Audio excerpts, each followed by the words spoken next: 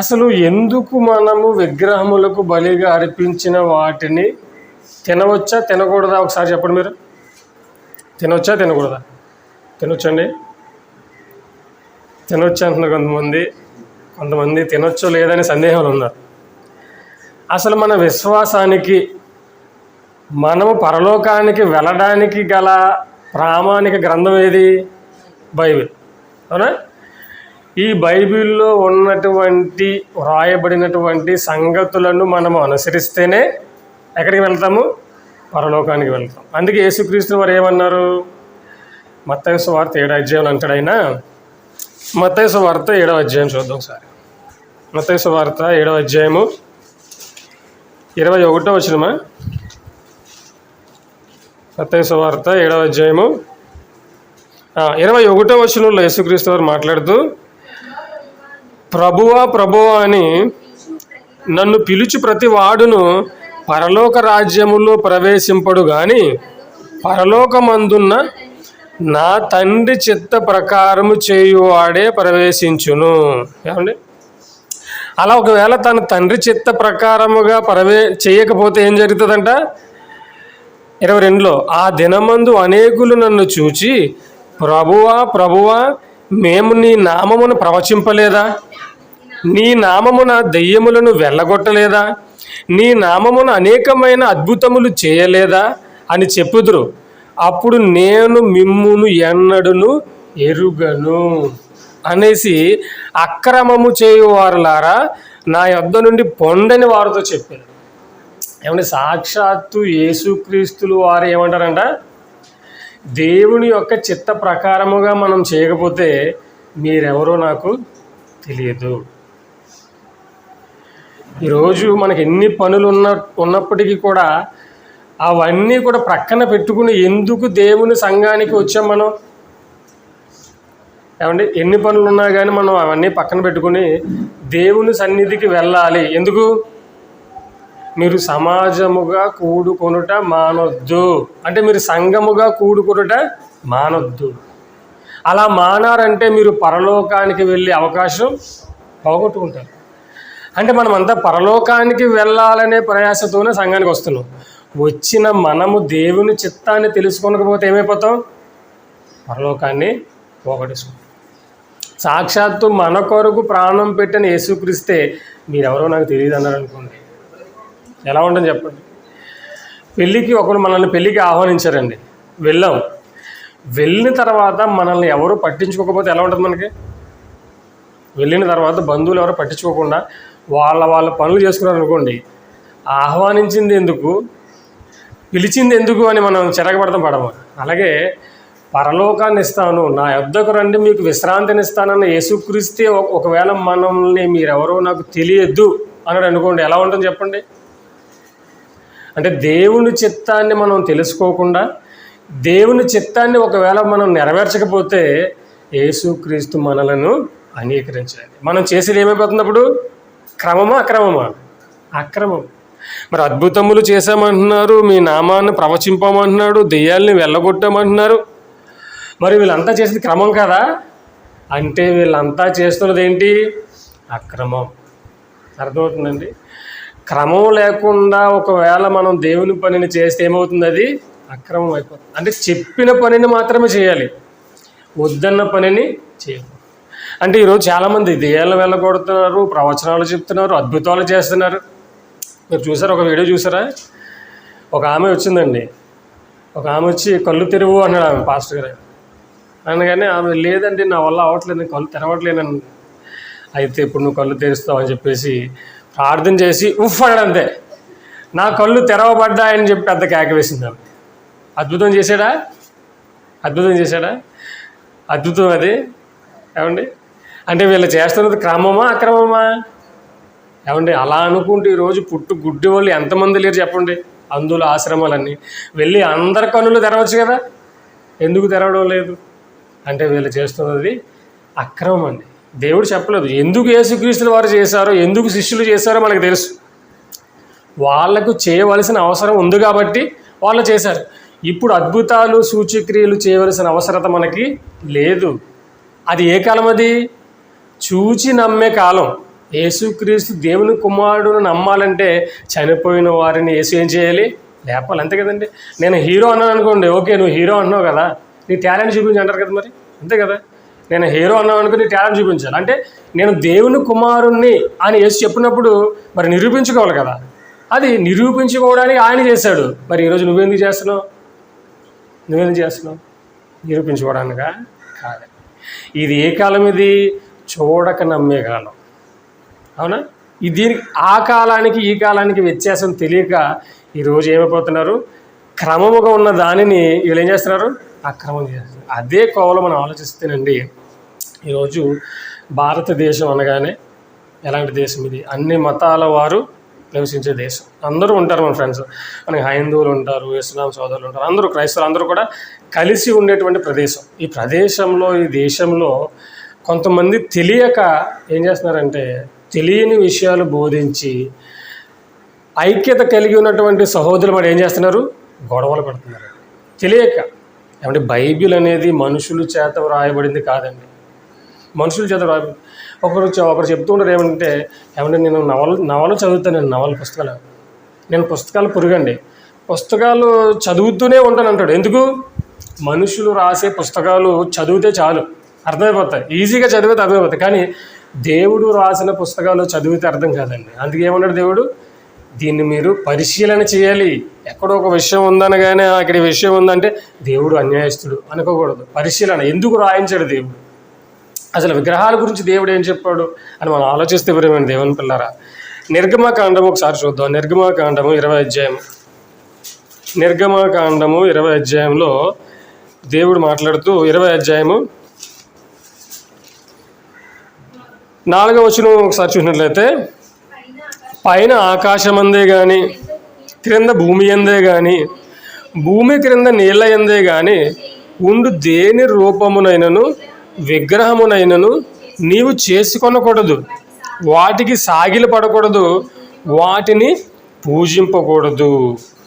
ఇది ఎవరితో చెప్తున్నమాట? ఇశ్రాయేలీలతో చెప్తున్నమాట. ఎందుకు ఇశ్రాయేలీలతో ఈ మాట చెప్తున్నాడు ఆయన? ఈ మాట మనం చదివేసి ఏమంటే బైబిల్లో విగ్రహాల గురించి ఇలా రాయబడిందండి, ఏమంటే బైబిల్ దేవుడు ఎంత అన్యాయస్తుడండి అనుకోవచ్చా? అంటారు. తప్పండి. ఎందుకు ఈ మాట రాయించాడు దేవుడు అంటే, ఇశ్రాయేలీల కొరకు రాయించాడు. ఎందుకు ఇశ్రాయేలీల కొరకు రాయించాడు? ఇశ్రాయేలీలు ఎక్కడి నుండి వచ్చారు? ఐగుప్తులో వాళ్ళు విగ్రహారాధన చేసి వచ్చిన వాళ్ళు. కాబట్టి వాళ్ళతో చెప్పిన మాట ఏంటి? ఇదిగో నీవు నేల యందు ఉండు దేని రూపము అయినను విగ్రహమునైనను నీవు చేసుకొనకూడదు. మరొక మాట చూడండి. అలాగే మళ్ళీ మోషే గారితో మాట్లాడుతూ లేవీకాండంలో కూడా ఒక మాట చెప్తాడండి. లేవీకాండము 26వ అధ్యాయము. లేవీకాండము 26వ అధ్యాయము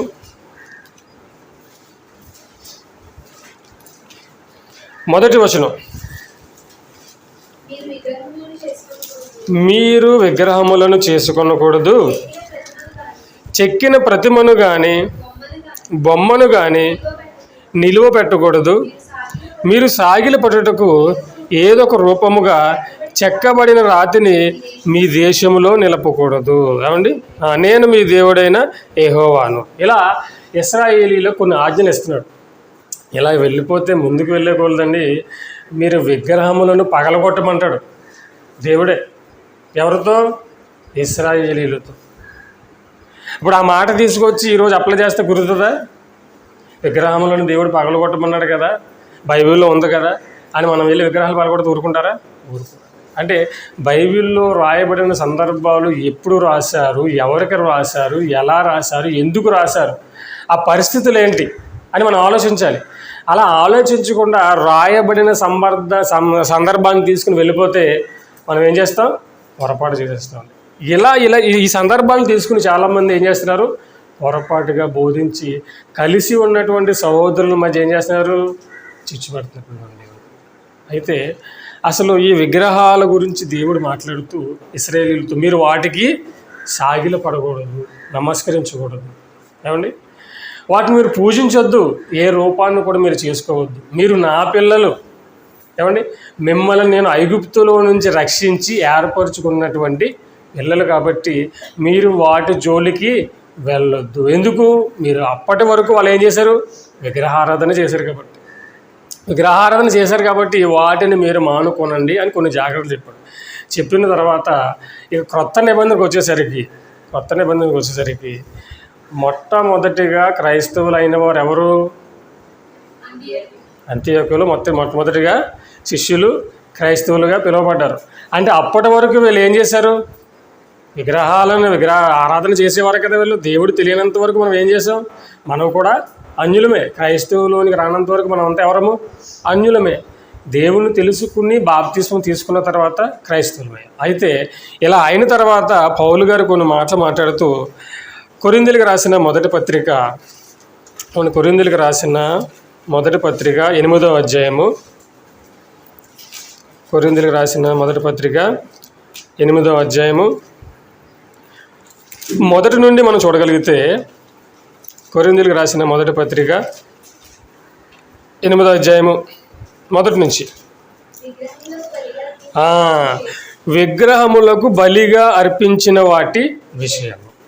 అంటే పౌలు గారిని అడిగారు, ఏమంటే మరి విగ్రహాలకు బలిగా అర్పించినవి తినొచ్చా తినకూడదా, మాకు కొంచెం డౌట్గా ఉంది, చెప్పండి అని అడిగితే ఆ విషయమై ఈయన ఏం చేశాడు? చెప్తున్నాడు. ఏమన్నాడు? విగ్రహములకు బలిగా అర్పించిన వాటి విషయము. ఒకసారి 7వ అధ్యాయానికి వెళ్దాం. 7వ అధ్యాయానికి వెళ్తే 7వ వచనంలో, క్షమించండి 7వ అధ్యాయం, అదే మొదటి కొరింథీయులకు రాసిన పత్రిక 7వ అధ్యాయంలో ఏమంటున్నారో చూస్తే, మొదటి వచనం, 7వ అధ్యాయం మొదటి వచనం, మీరు వ్రాసిన వాటి విషయం. అంటే కొరింథీయులు ఏం రాశారు? కొరింథీయులు పౌలు గారికి కొన్ని ప్రశ్నలు వేశారు. ఏమని? స్త్రీని ముట్టుకోవచ్చా ముట్టుకోకూడదా, తర్వాత విగ్రహాలకు బలిగా అర్పించినవి తినవచ్చా తినకూడదా అనే ప్రశ్నలు అడిగారు పౌలు గారిని. అడగడం వల్ల పౌలు గారు ఏం చేశారు? కొరింథీయులకు పత్రిక రాశారు. అలా పత్రిక రాసి 8వ అధ్యాయం మొదటి వచనంలో విగ్రహములకు బలిగా అర్పించిన వాటి విషయం, ఇదిగో మీరు అడిగారు కదా, ఆ విషయమే నేను రాస్తున్నాను, జాగ్రత్తగా వినండి అని చెప్పేసి రాసి ఏమన్నాడు? మనమందరము జ్ఞానము గలవారమని ఎరుగుదుము, జ్ఞానము ఉప్పొంగ చేయను కానీ ఏమేం చేస్తుందంట? ఇప్పుడు ఏం కావాలి చెప్పండి మనకి? దేశము క్షేమంగా ఉండడం కావాలా, జ్ఞానం కావాలా? దేశంలో ఉన్నటువంటి క్రైస్తవ ప్రజలందరూ క్షేమంగా ఉండడం కావాలా, జ్ఞానం కావాలా? ఏం కావాలి? ఏమి కావాలి చెప్పు? ఏమి కావాలి? జ్ఞానం ఏం చేస్తుందంట? నాకు బైబిల్ ఏమండి, నేను చెప్పే సంగతులు బైబిల్లో ఎవడో చెప్పలేడండి. నేను బైబిల్లో ఒక పాఠం తీసానంటే దాన్ని తప్పట్లేదండి. నాకు తెలిసినంత బైబిల్ నాలెడ్జ్ ఈ ప్రపంచం ఎవరికి తెలియదండి. ఇది క్షేమాన్ని కలుగజేస్తుందా? దేవుడు ఏం చెప్పాడు? జ్ఞానం ఏం చేస్తుందంట? ఉప్పొంగం. నేను తప్ప బైబిల్ ఎవడు కూడా చెప్పలేడు. అంటే తెలుసుకున్న సంగతులు ఏం చేస్తాం మనల్ని? అమ్మో ఇన్ని సంగతులు నాకు తెలిసిపోయి నా అంతరోడు లేడు అని ఉప్పొంగిపోతుంట. కానీ ప్రేమ ఏం చేస్తుంది? ప్రేమ క్షేమాభివృద్ధి చేస్తుంది. ఇప్పుడు మన ఫ్రెండ్స్ ఉంటారండి, హైందవులు ఉంటారు, తెలిసిన వాళ్ళే వచ్చారు, ఏమండి మేము వాళ్ళన్న తిరుపతికి వెళ్ళాం, ప్రసాదం తీసుకుని వద్దండి పట్టుకెళ్ళిపోండి, మేము ప్రసాదం తినమని అన్నారు అనుకోండి, మీకు క్షేమం కలుగుతుంది మనకి. ఏమన్నారు? ఇక నుంచి వాళ్ళు మనతో మాట్లాడరు, ఇక నుంచి వాళ్ళకి మనకేమైపోతుంది? స్నేహం కట్ అయిపోతుంది. కాబట్టి మనం ఆలోచిస్తే జ్ఞానం ఏం చేస్తుంది అన్నాడు? మనము జ్ఞానము గలవారమని ఎరుగుదు. మనకి జ్ఞానం ఉందండి, మనం అంతా జ్ఞానవంతులు, వాక్యం తెలుసు మనకి. పౌలు గారు కూడా మాట్లాడుతుంది ఏమని? మనమందరము జ్ఞానము గలవారమని ఎరుగుదుము కానీ జ్ఞానము ఉప్పొంగ చేస్తుంది. ఉప్పొంగకూడదు. మనం తెలుసు, మనకు అన్ని సంగతులు తెలుసు, కానీ మనం ఏం చేయకూడదు? ఎగరకూడదు. ఏం చేయాలి? మనము ప్రేమగా ఉండాలి. ఎందుకు?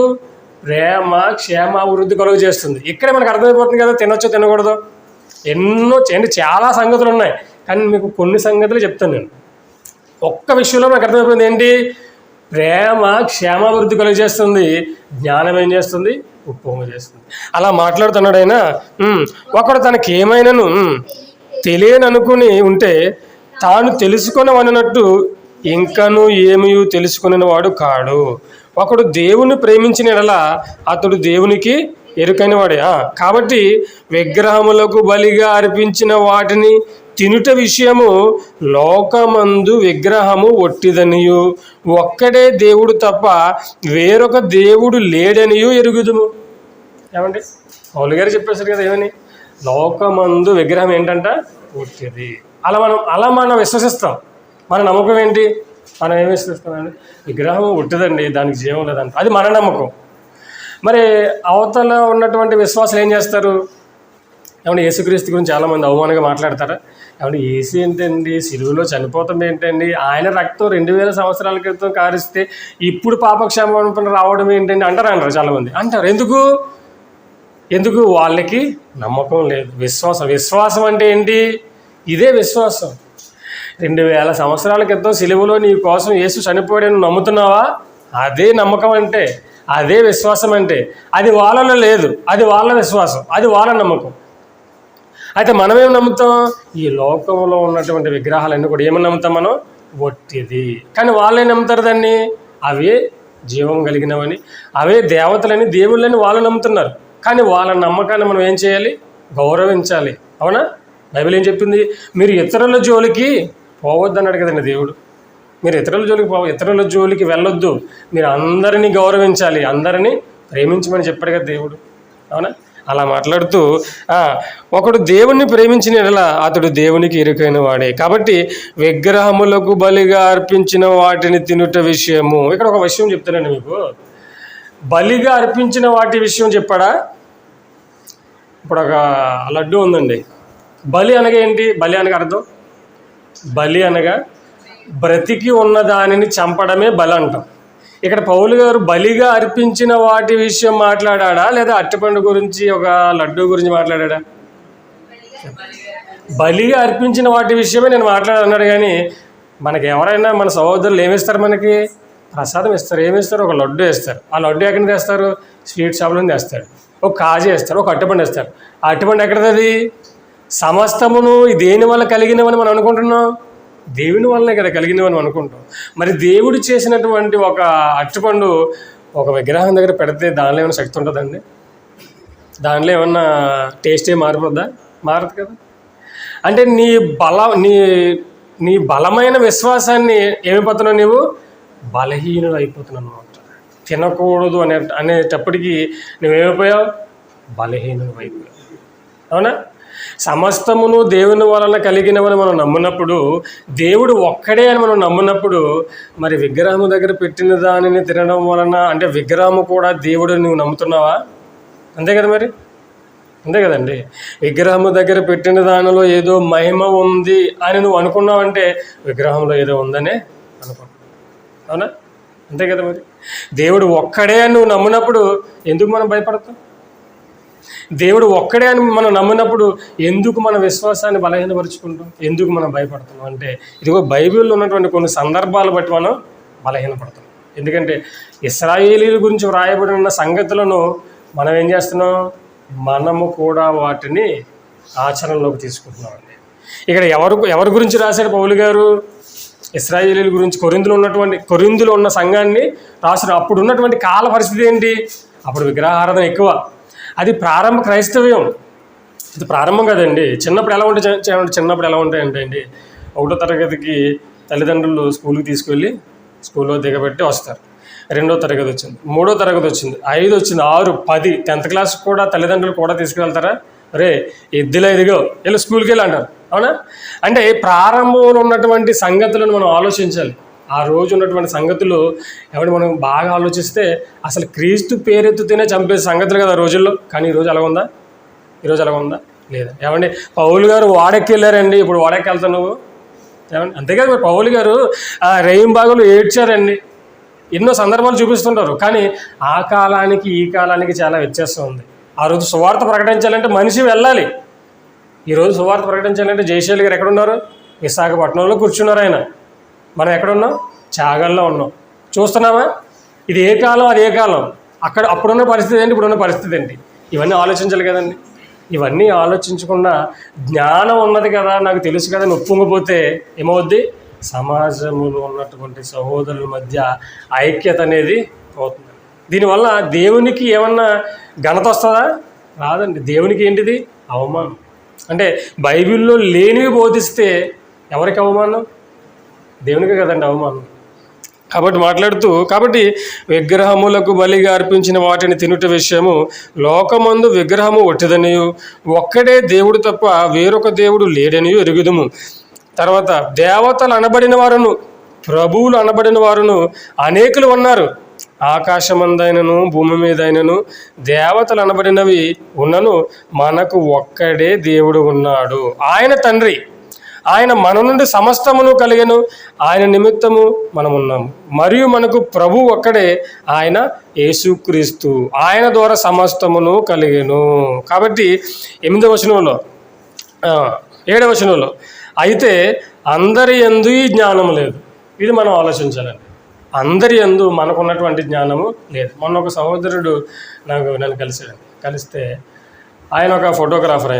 ఫోటోగ్రాఫర్ అయితే ఇక్కడ నిడదవోలో ఒక గుడి ఉంది కదండి, ఆ గుడి దగ్గర ఫోటోగ్రాఫర్ వెళ్ళారు. వాళ్ళు ఏదో ఫంక్షన్ చేసుకున్న తర్వాత అక్కడ అన్నీ కూడా మరి బలేస్తారు కదా, మేకపోతలు వేస్తారు, అన్నీ వేస్తారు. వేసిన తర్వాత ఆయనకి ఈ సందర్భం గుర్తొచ్చింది అనమాట. అమ్మో, విగ్రహాలకు పెట్టి మనం తినకూడదు కదా అని డౌట్ చేసి వాళ్ళ ఫాస్టర్ గారికి ఫోన్ చేశాడు.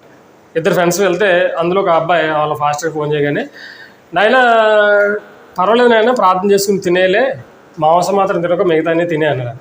అనగానే అవతల వ్యక్తి ఓకే తినేద్దాం అనుకున్నాం. కానీ యువతలో ఉన్నటువంటి వ్యక్తి లేదు, మనం బైబిల్లో ఉన్న సంగతులను పాటించాలి. క్రైస్తవులంగా తినొద్దు అన్నప్పుడు మనం తినకూడదు అంతే. ఎందుకు తినాలి? ఆయన మొత్తం తినడం మానేసాడంట. అంటే ఈయన ఎవరైనా బలహీనుడు. మీకు అర్థమైందా? బలహీనుడు. అప్పుడే బాప్తిజం. ఇప్పుడు మీకు ఉదాహరణ చెప్తానండి. ఇప్పుడు కొత్తగా ఇంత జ్ఞానం లేదు ఆయనకి, బైబిల్లో సంగతులు తెలియదు, కొత్తగా బాప్తిజం తీసుకున్నాడు. నేను ఇంత వాక్యం చెప్పి నేను ఎక్కడైనా ఒక గుడి దగ్గర భోజనాలు పెట్టారనుకోండి, నేను వెళ్ళి కూర్చొని భోజనం చేస్తున్నాను అనుకోండి, చూసి నేను ఏమనుకుంటాడు, ఏంటి పాస్టర్ గారే బైబిల్ చెప్పి ఈయన వెళ్ళి భోజనం చేసేస్తున్నాడు అక్కడ, అంటే విగ్రహాలకి అర్పించి తినేయొచ్చా అని ఆయన ఏమైపోతాడు, ఇంకా బలహీనం అయిపోతాడు అనమాట. అర్థమవుతుందా? అంటే బలహీనుడైన వాని కొరకు మనము ఆలోచించాలి. అందుకే మాట్లాడుతున్నారు ఆయన ఏమని, అయితే అందరి ఏంది జ్ఞానము లేదు, కొందరు ఇది వరకు విగ్రహమును ఆరాధించారు. ఏం చేశారంటే వీళ్ళు, కొందరు ఇది వరకు విగ్రహమును ఆరాధించిన వారు గనుక తాము భుజించు పదార్థములు విగ్రహమునకు బలి ఇయ్యబడినవని ఎంచి భుజిస్తారు. వాళ్ళు ఏం చేస్తారంట, బలి అర్పించిన తర్వాత విగ్రహములు తిన్నాయి, విగ్రహాలు ఆస్వాదించాయి అని వాళ్ళు నమ్మి వాళ్ళు ఏం చేస్తారంట, భుజిస్తారు. కాబట్టి ఇందువలన వారి మనస్సాక్షి బలహీనమైనదై అపవిత్రమగుచున్నది. సరే, ఇందువలన వారి మనసు ఎవరు, కొందరు ఇదివరకు విగ్రహమును ఆరాధించిన వారు చూసారా, వాళ్ళనమాట. విగ్రహాలని ఆరాధించే వాళ్ళు బలర్పించి అవి స్వీకరించాయి అని వాళ్ళు ఏం చేస్తారు, నమ్ముతున్నారు. నమ్మి ఆ తర్వాత వాటిని భుజిస్తారు. కాబట్టి ఇందువలన వారి మనసాక్షి ఏమవుతుంది, అపవిత్రమైపోతుంది. కాబట్టి భోజనమును బట్టి దేవుని ఎదుట మనము మెప్పు పొందము. చూసారా ఏమంటే, ఈ ఒక్క పదం చాలా, ఈ ఒక్క మాట చాలా మనకి, తినొచ్చో తినకూడదు చెప్పడానికి. భోజనం రా, మీరు ఏం తింటారు తినండి రా అన్నాడు. దేవుడు ఏమన్నాడు, మీరేం తింటారు తినండి, అంతేగాని అదే పనిగా తినొద్దు. ఏమండి, ఇగో భోజనమును బట్టి దేవుని ఎదుట మనము మెప్పు పొందము. తినకపోయినందున మనకు తక్కువ లేదు, తినినందున మనకు వచ్చేది ఏమి లేదు. అంతే కదా, తినకపోయినందున మనకు వచ్చేది, తినకపోయినా ఎందుకు తిన్నారా నువ్వా అని అడగడు దేవుడు. తిన్నారా, ఎందుకు తిన్నారా నువ్వా అని అడగదు. ఏమన్నాడు, తినకపోయినందున మనకు తక్కువ లేదా, మీకు ఇష్టం లేదంటారా, ఏమన్నా నాకు ఇష్టం లేదండి, నాకు ఏదో మనసులో ఎక్కడో పీకుతుందండి, తినకండి మానేయండి, ఇష్టం. మీరు ఇంకా బలహీనులే, ఇంకా మీరు పసిపిల్లలు లెక్క. ఏమన్నా నేను తింటాను ఎందుకు, ఏమండి సృష్టిలో సమస్తము నా తండ్రి వలన కలిగాయి. ఇది ఒక విగ్రహం దగ్గర పెట్టినప్పుడు అది ఏమి అపవిత్రం అయిపోయింది కదా, నేను బలవంతుని, అయితే మీరు తినండి అన్నాడు. చూసారా, తినినను తినకపోయినను మనకు ఎక్కువ లేదు, అయినను మీకు కలిగి ఉన్న ఈ స్వాతంత్రము వలన బలహీనులకు అభ్యంతరము కలగకుండా చూచుకొనుడి. ఏలయనగా జ్ఞానము గల నీవు విగ్రహముల యందు భోజన పంక్తిని కూర్చుండగా ఒకడు చూచిన ఎడల బలహీనమైన మనస్సాక్షి గల అతడు విగ్రహములకు బలిగా ఇయ్యబడిన పదార్థములు తినుటకు ధైర్యము తెచ్చుకున్నాను కదా. కాబట్టి అందువలన ఎవని కొరకు క్రీస్తు చనిపోయానో ఆ బలహీనుడైన నీ సహోదరుడు నీ జ్ఞానమును బట్టి నశించును, ఇలాగున సహోదరులకు విరోధముగా పాపము చేయుట వలనను వారి బలహీనమైన మనస్సాక్షిని నొప్పించుట వలనను మీరు క్రీస్తునకు విరోధముగా పాపము చేయువారగుచున్నారు. కాబట్టి భోజన పదార్థము వలన నా సహోదరునికి అభ్యంతరము కలిగిన ఎడల నా సహోదరునికి అభ్యంతరము కలుగజేయకుండుటకై నేను ఎన్నటికీ మాంసము తినను. మాంసానికి బలికి ఏంటంటే అర్థం? పౌలు గారు మాంసం తినంటున్నారేంటి? ఎందుకు ప్రసాదాల గురించి మనం చెప్పుకుంటున్నాం కదా. హైందవుల ప్రసాదాలు మనం తినొచ్చా తినకూడదు అనేటువంటి విషయం ఆలోచిస్తే ఇంతకీ పౌలు గారు దేని గురించి మాట్లాడుతున్నారు? ఆయన బలిగా అర్పించినటువంటి వాటి విషయమై. బలిగా దేన్ని ఇస్తారు? లడ్డుని బలేవరు, అట్టుపండుని బలేవరు. దేన్ని? కోడెను మేకలను బలిగా ఇస్తారు. కాబట్టి ఈ మాంసం విషయమై ఆయన మాట్లాడుతున్నారండి. ఈ విషయం అర్థం కాక ఇదిగో పౌలు గారే చెప్పేశారు కదా, విగ్రహములకు అర్పించిన వాటిని తినొద్దని. విగ్రహములకు అర్పించిన వాటిని కదా, విగ్రహములకు బలిగా అర్పించిన వాటి విషయం ఆయన మాట్లాడాడు. అర్థమవుతుందండి? ఈ విషయంలో ఒకవేళ నా సహోదరుడు ఏమైనా ఒకవేళ బలహీనుడైతే ఇదిగో నా సహోదరుని కోసం ఏం చేస్తాను? మాంసం తినడం మానేశాను. ఇప్పుడు చెప్పండి, ఇప్పుడు విగ్రహములకు బలిగా అర్పించిన వాడిని మనకి ఎవరు మాంసం ఎవరు? అవునా? మాంసం ఇస్తారు మనకి ఎవరన్నా? ఏమి ఇస్తారు మనకి? ఒక లడ్డూనో ఒక అరటిపండునో ఇస్తారు. మేము ఏదైనా ఎక్కడికైనా పనికి వెళ్ళాం అనుకోండి, ఏమైనా అన్నవరం నుంచి ప్రసాదం తెచ్చామని తింటారా? మా చుట్టూ ఇంకా ఫ్రెండ్స్ ఉంటారు కదా, కొంతమంది అయితే తిన్నంటారు. అప్పుడు నేను కూడా వద్దని తిన్నానండి. అప్పుడు నేను ఒకవేళ పర్లేదు తెచ్చి నేను తినేసాను అనుకో, ఈడేమైపోతాడు? ఏంటి ఈయన తినేసేయంటే ఇలాగా తప్పుగా తినకూడదు కదా, బైబిల్లో దేవుడు తినొద్దు అన్నాడు కదా, తినేసి అంటే ఇతను కూడా మనకి వ్యతిరేకని మా ఇద్దరి మధ్య ఏమొచ్చేస్తుంది? విరోధం వచ్చేస్తుంది. కాబట్టి ఏం చేయాలి మనం? ఒకవేళ మన సహోదరుడు బలహీనుడైతే తినొద్దు, లేదా బలవంతుడైతే ఎందుకు తినాలి? వాటిని నమ్మి తినకూడదు. వాళ్ళకి మన మధ్య ప్రేమ కాబట్టి మన స్నేహాన్ని మనం అభివృద్ధి చేయడానికి తినాలి తప్ప వేరే ఆకలేసు లేకపోతే వేరే అవి కూడా దేవుళ్ళే వాటిని కూడా నేను నమ్ముతున్నానని ఇలా కలగతిని తినకూడదు. మామూలుగా మనం తింటాం అంతే, అలా తినమన్నాడు. కానీ మామూలుగా ఇంకా అదే పనిగా మీరు తినమని చెప్పలేదు అంటున్నారా? ఇంకొక సందర్భం చూసుకుని మనం ముగించేసుకుందాం. అదే 10వ అధ్యాయం చూద్దాం. కొరింథీయులకు రాసిన మొదటి పత్రిక 10వ అధ్యాయంలో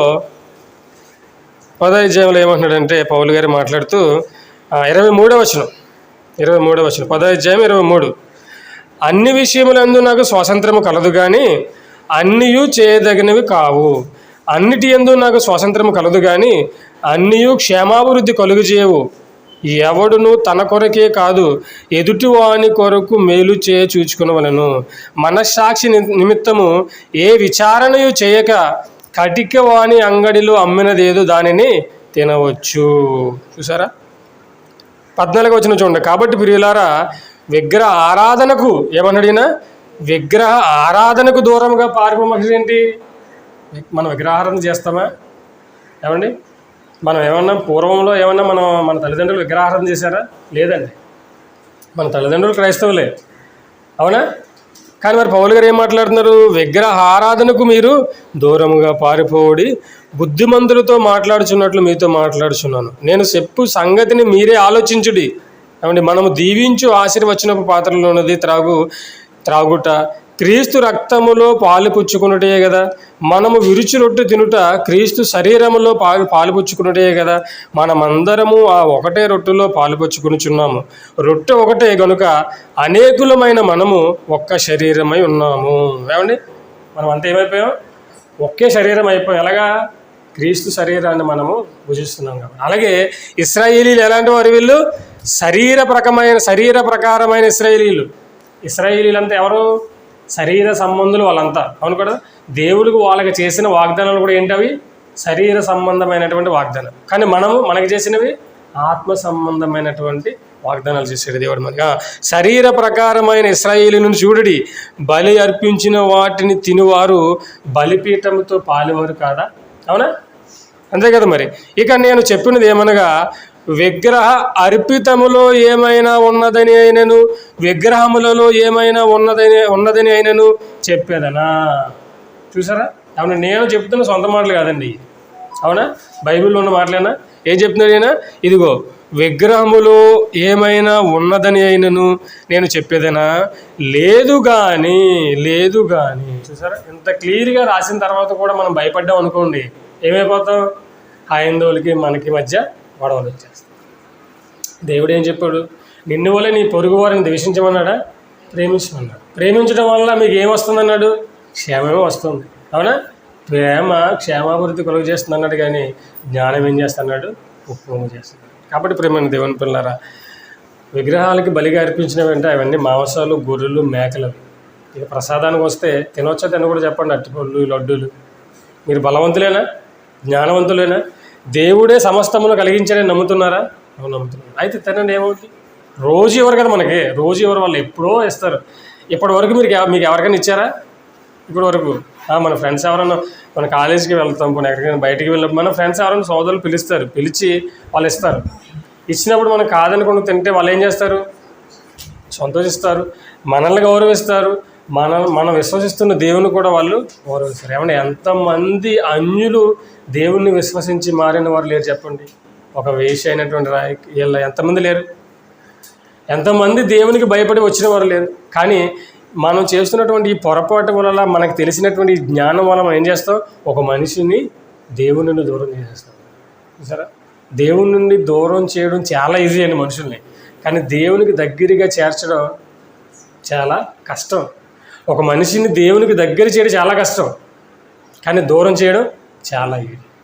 అందుకే యేసుక్రీస్తుల వారు దేవునికి మనకి మధ్య వారధి చేయడానికి ఆయన ఎన్ని ఇబ్బందులు పడ్డాడు. ఆయన చివరికి తన ప్రాణాన్నే పెట్టవలసినంత పని జరిగిందనమాట. చూసారు? చివరిగా మీకు ఇంకా ఎక్కడైనా సందేహం ఉంటే ఒక మాట చూపించి ముగించేస్తాను. తిమోతికి రాసినటువంటి మొదటి పత్రిక అపోస్తలుడైన పౌలు, తిమోతికి రాసిన పత్రిక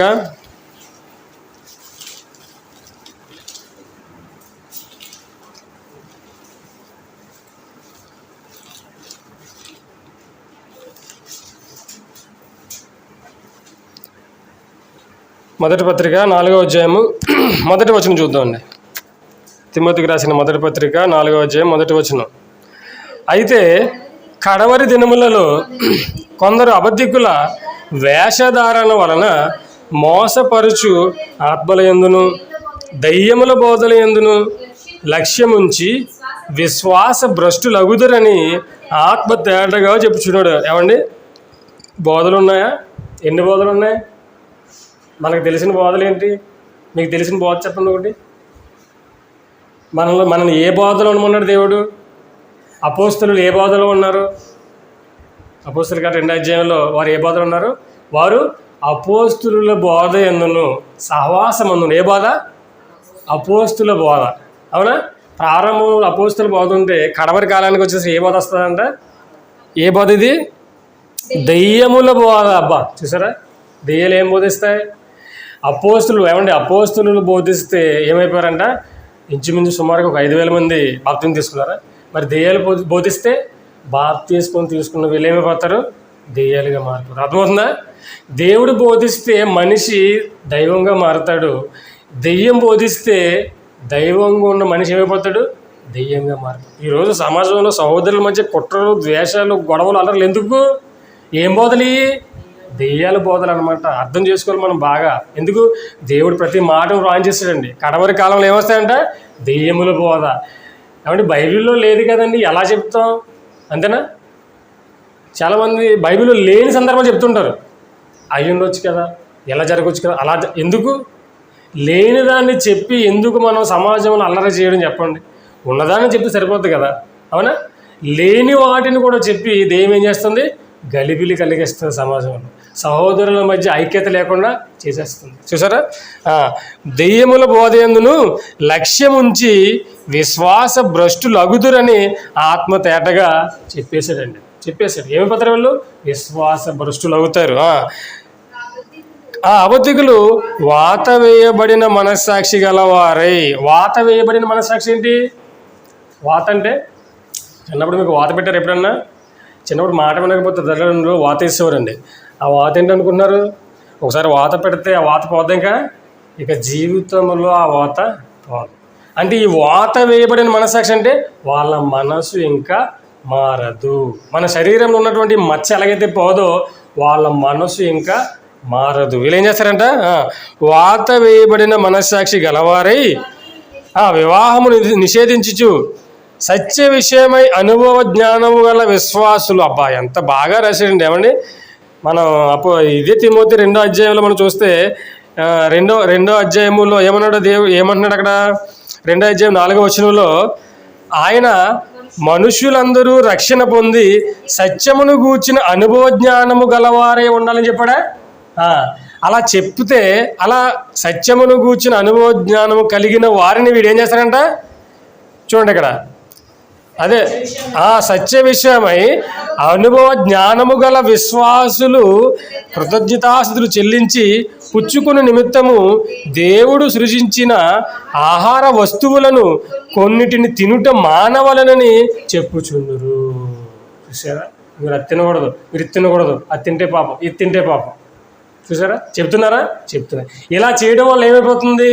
ఇదిగో సహోదరుల మధ్య గొడవలు, ఐక్యత లేదండి, గొడవలు. వాళ్ళంటే వీళ్ళకి పడితే వీళ్ళంటే వాళ్ళు. ఒకప్పుడు హైందవులు క్రైస్తవులు ఇష్టం అందరూ కూడా ఒకే అన్నదమ్ములుగా ఒకే కుటుంబంగా ఉండేవారండి. ఈ సందర్భాల్లోని భావం తెలియక ఈ మాటలు చూసినటువంటి కొంతమంది బైబిల్ పడని వాళ్ళు ఉంటారు కదా, వాళ్ళకి అర్థం కాదు ఈ మాటలు. ఇక ఈ మాటను మాటగా ప్రకటించేసరికి అమ్మో బైబిల్ ఇలాంటి సంగతులు ఉన్నాయా, మాకు తెలియదే అని చెప్పి ఏమైపోయింది, క్రైస్తవుల మీద ఒక చిన్న చూపు లాంటిది వచ్చేసినప్పుడు ఏమైపోయిందా, కొన్నిటిని తినుట మానవులనని చెప్తారు. ఎవరంటే వీళ్ళు దెయ్యముల బోధ. ఏంటి వీళ్ళు?